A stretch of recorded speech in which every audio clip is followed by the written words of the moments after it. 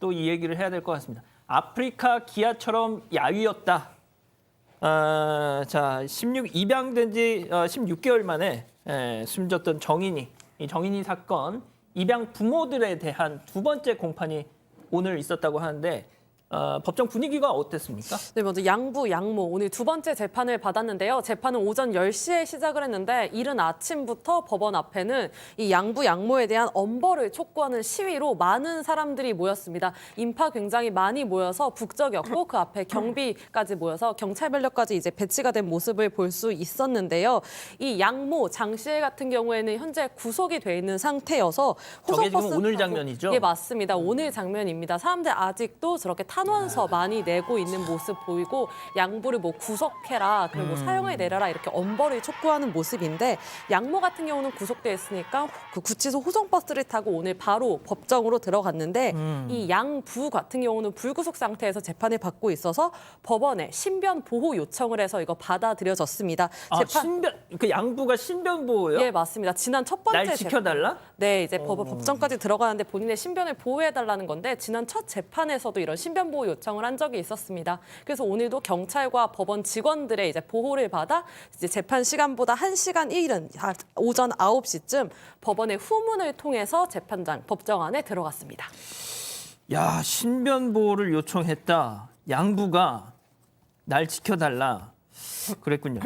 자, 오늘 공판에서 이 검찰이 요청한 증인 신문이 있었다고 하는데 그럼 오늘 법정에는 어떤 증인들이 나온 거예요? 네, 오늘 오전부터 재판이 진행됐는데요. 정인애가 다녔던 어린이집 원장과 교사 그리고 이제 입양 기관인 홀트 담당자가 이제 차례로 증인으로 출석했습니다. 먼저 이제 오전 공판에서는 어린이집 원장이 먼저 이제 증인석에 앉았는데요. 여기에 이제 앉은 다음에 정인 양이 이제 어린이집 등원하던 당시의 상황을 구체적으로 증언을 했습니다. 이 원장은 정인이가 어린이집에 온 2020년 3월부터 신체 곳곳에 상처가 발견됐다 이렇게 말을 했습니다. 그렇군요. 자, 그러면은 정인이가 처음 이 어린이집에 왔던 날 이 원장 어떻게 좀 기억을 하고 있다고 얘기를 했나요? 네, 어린이집 원장님이 이제 증언을 했는데요. 3월 2일 날 아이를 처음 만났다고 합니다. 근데 그때 그 당시에 아이는 굉장히 포동포동하고 얼굴이 밝고 쾌활했다. 이렇게 이야기를 하시면서 또래에 비해서 별로 특이한 점을 발견을 못했다고 하다가 문제는 3월 중순께부터 2주나 일주일 반 주기로 애가 몸에 얼굴이나 목이나 팔 그리고는 뭐 상체 부위에 집중적으로 멍이 계속 뭐 정기적으로 이제 주기적으로 계속 발견이 됐다. 그래서 이상해가지고 그 양어머니한테 전화를 해가지고 이게 도대체 아이가 멍이 많은데 왜 이러냐 물어봤더니 그 엄마가 하는 얘기가 애가 부딪히고 떨어져서 그래서 난 상처니까 이거는 크게 걱정할 일이 아니다. 이런 식으로 이제 변명을 했던 것 같아요. 그렇군요. 자, 그 앞서 그 신변보호 요청했다는 양부 얘기만 제가 잠깐만 좀 더 해볼게요. 이 양부가 무슨 얘기를 했냐면 이런 얘기 했대요. 왜 그러니까 내 부인이 왜 정인이 문제에 대해서 사전에 얘기를 안 해줬는지 너무 억울하다 막 이렇게 하소연을 했대요. 그러니까 이 얘기는 자기가 미리 그걸 알았으면 이 지경까지 되진 않았을 거다 뭐 이런 호소인 거죠. 자, 그런데 이 양부라는 사람도 말이죠. 지금 나오네요. 아이 몸에 난 멍자국을 몽고반점이라고 이렇게 얘기했던 당사자 중에 한 사람이거든요. 교수님, 솔직히 몽고반점하고 멍하고 이게 구분이 안 됩니까? 구분이 왜 안 되겠어요. 사실은 색깔도 다르고요, 일단. 그렇기 때문에 멍이라는 건 결국 이렇게 어떤 뭐 폭행에 의해서 그 생긴 멍은 시간이 가면서 색깔이 변화합니다. 몽고반점은 변화하지 않잖아요. 그렇기 때문에 아이를 보기만 해도 금방 알 수 있는 건데 문제는 지금 그건 많이 아니었다는 거예요. 지금 아이가 머리와 복부에 계속 지속적인 상처가 있기 때문에 많이 토하고 그리고는 점점 말라갔다. 이게 이제 증상이니까 같이 사는 사람이 그런 걸 모를 일은 사실 없는 거죠. 그러니까요. 자, 그러면 말이죠, 공 기자. 이 정인이가 말이죠, 2달 동안 어린이집에 가지 않았다고 하잖아요. 예, 맞습니다. 자, 그러면 2달 만에 처음 딱 등장했던 정인이의 모습은 또 어땠다는 증언이 나왔습니다. 그 모습이 꽤나 참혹한 모습이었다라고 오늘 어린이집 원장이 증언을 한 건데 먼저 이 원장의 증언이 왜 중요하냐라고 하면 이 원장이 정인 양의 상태를 보고 병원에 데리고 갔고 그 병원에서 이제 의사가 신고를 해서 정인 양의 사건이 세상에 알려지게 된 그 사람이거든요. 그래서 이 정인 양이 지난해 7월부터 약 2개월 동안 유치원 어린이집에 나오지 않았다고 합니다. 하지만 2달 만에 나온 정인 양 모습 굉장히 안타까웠다고 하는데 아이의 모습이 너무 많이 살이 빠져서 가벼웠고 들었을 때 거의 무게감이 느껴지지 않을 정도였었다.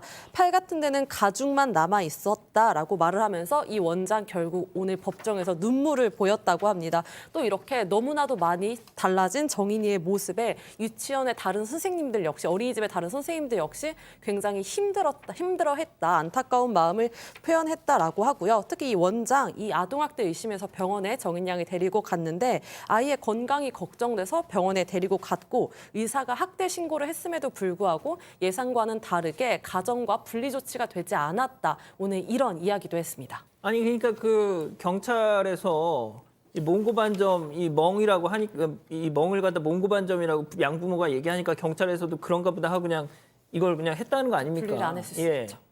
자, 교수님 지금 그 공 기자가 설명한 그 원장님의 그 2달 만에 이 온 정인이의 모습에 대한 증언 좀 어떻게 들으셨나요? 글쎄 이게 지금 신고가 3번 이루어진 사건이에요. 그렇기 때문에 아마 7월 중순에 아이가 잠깐 왔을 때 사태가 심각하다 하고 아마도 신고를 그 당시에 어린이집 원장도 결국에는 신고 의무자이기 때문에 아버전에 신고를 했던 것 같습니다. 그런데 문제는 그때 사건이 처리가 안 된 게 이제 문제인 걸로 보이고요. 그리고는 그 이후에 이제 아주 치명적인 이제 상황이 전개된 다음에 9월 23일 날 이제 병원에 데리고 가서 거의 최후 통첩처럼 의사 선생님이 얘가 지금 상당히 위험하다 이렇게 이제 판단을 하고 학대 신고를 했음에도 불구하고 경찰이 그 당시에 그러면 즉시 뭐 긴급 임시 조치든 그런 것들을 해서 분리를 시켰으면 그러면 그러니까요. 아마도 생존했을 가능성이 굉장히 높겠죠. 그런데 그런 것들을 하지 않은 채 결국 내사 종결이 됐고 그래서 결국 10월에 사건이 벌어진 겁니다. 그러니까 9월 23일 날 신고는 이건 정말 책임을 물어야 되는 문제다. 아마 그것으로 지금 중징계가 내려질 것으로 관련자들에 대해서 추정이 됩니다. 네. 그렇군요. 자, 이 기자 그리고 또 CCTV 영상을 통해서 정인이의 사망 바로 전날 모습이 공개되기도 했잖아요. 또 어린이집 원장이 그에 대해서 좀 얘기를 했죠. 네, 맞습니다. 이 CCTV 내용이 공개돼서 상당히 큰 파장이 일었는데요. 그 당시에 이제 신나게 뛰어노는 다른 아이들과 다르게 가만히 좀 기죽은 자세 우두커니 그리고 있었잖아요. 우두커니고 선생님한테 기대는 자세 그런 모습만 보여갖고 좀 충격을 많이 줬었습니다. 원장은 그날 이 상황을 두고선 법정에서 그날 정인이는 마치 모든 것을 포기한 듯한 모습이었다. 좋아하는 과자나 장난감을 줘도 아무런 반응을 보이지 않았다. 이렇게 말을 했습니다. 또 이 정인이 같은 경우엔 몸은 말랐는데 유독 배만 볼록 나와 있었고 머리에는 빨간 멍이 든 상처가 있었다. 이유식을 줘도 전혀 먹지 못하고 전부 뱉어냈다. 이렇게 증언을 했습니다. 자, 저는 변호사님한테 이것 좀 여쭤보고 싶어요. 뭐 어차피 이 양모라는 사람이야 이미 뭐 검찰이 살인죄로 기소까지 했고, 그러니까 많은 또 이 공분하는 부분이 아까 제가 계속 얘기를 하고 있는데 양부에 대한 문제. 이 사람은 지금 뭐 내 부인이 사전에는 나한테 귀뜸이라도 해줬으면 뭐 이런 일이 없어 뭐 이런 식으로 지금 약간 좀 한 말 좀 비켜서는 듯한 모습을 보이고 있는데. 좀 어떻습니까? 이게 정말 면책이 가능한가요? 이게 양부는? 일단 법률 용어 중에 이제 면책이라고 한다면 면책이라면 책임이 없다는 건데 그러면 범죄 성립 자체가 안 되기 때문에 무죄가 되는 거죠. 따라서 일반적인 용어는 약간 좀 다른 것 같습니다. 네.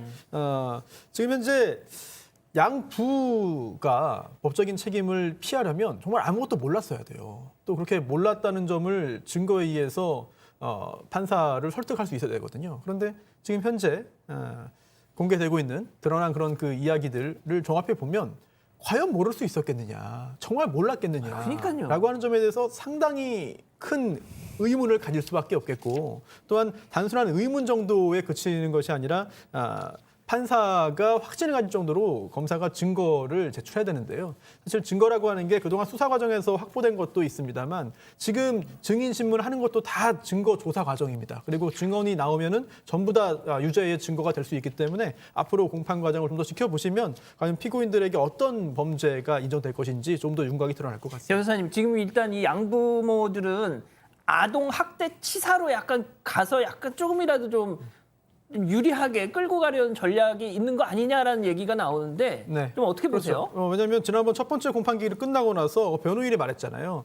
일부 학대는 인정한다. 하지만 그것 때문에 사망한 거 아니고, 즉 아동학대 치사 아니고 살인도 당연히 아니다라고 예. 했습니다만 이틀 전이죠. 이틀 전에 오늘 두 번째 공판기를 준비하면서 변호인이 의견서를 제출했는데요. 그 의견서의 내용이 그 학대의 충격이 누적돼서 장기 파열 등으로 사망했을 가능성이 있다는 그런 의견서를 제출했습니다. 이 말은 곧 아동학대 치사죄에 대한 일종의 자백이라고 해석될 수도 있어요. 물론 피고인이 직접 자백을 한 건 아닙니다만 변호인이 이런 이야기를 했다는 얘기는 변호인이 보더라도 적어도 아동학대 치사죄는 인정될 수밖에 없다라는 판단을 한 것으로 보이고요. 다만 또 이런 내용도 덧붙였죠. 하지만 아직 피고인이 인정하고 있지는 않다. 설득하고 있다라고 했는데 그렇다면은 적어도 아동학대 치사죄는 유죄 가능성이 매우 높아 보이고 더 중요한 것도 살인죄이기 때문에 예. 검사는 살인죄 유죄 판결을 받기 위해서 더 노력할 것으로 보입니다. 알겠습니다.